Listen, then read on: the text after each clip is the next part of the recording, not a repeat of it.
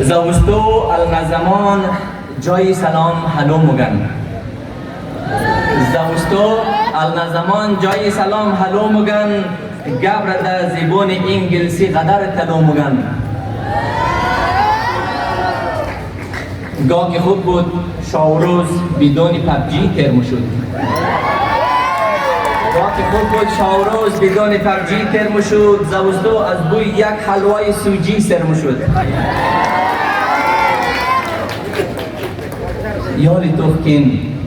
یالی توخکن که فقط شکل کباب رواد شدن.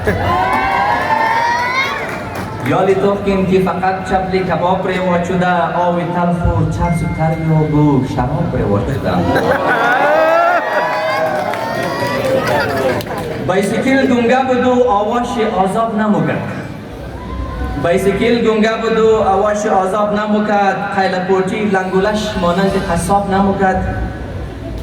دسترک و دگلی یالی موتور غرغر مونه. دسترک و دگلی یالی موتور غرغر مونه. مازی احتیاط نکنی بندای پشت و برمونه. روز در روز خراب شده اوضاع مردم بد میشه. روز در روز خراب شده اوضاع مردم بد میشه. یک نفر قبول خارج یک دیگه‌ایشی رد میشه. مردم ها را توخکنی بیکار و بیروزگار شده. مردم ها را توخکنی بیکار و بیروزگار شده. بیشتر از 90% از اقتصاد اوگار شده. 2% که اقتصاد چی خوب کنجوسی مونه. 2% که اقتصاد چی خوب کنجوسی مونه. قد غریبو نه سلام و نه احوال پرسی مونه. گاه بدون دلار و یورو سلام مو میچلید. گاه بدون دلار و یورو سلام مو میچلید. با خدا قد 20 روپی از صبح تا شام مو میچلید.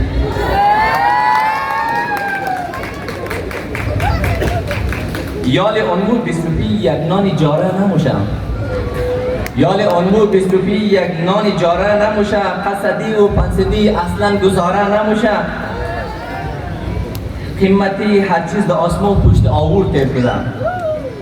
قیمتی هر چیز در آسمان پشت آور تیر شده. مردم ها از فقر و تنگدستی تمام شی سیر شده. او که جیب شی پور موگن نان اوتل مزگیه. او که جیب شی پور موگن نان اوتل مزگیه. ار رقم مواش اشپز کنه اردل مزگیه. ات خبر نیه که گوشت چیز رقم اختمونه. ات خبر نیه که گوشت چیز رقم اختمونه.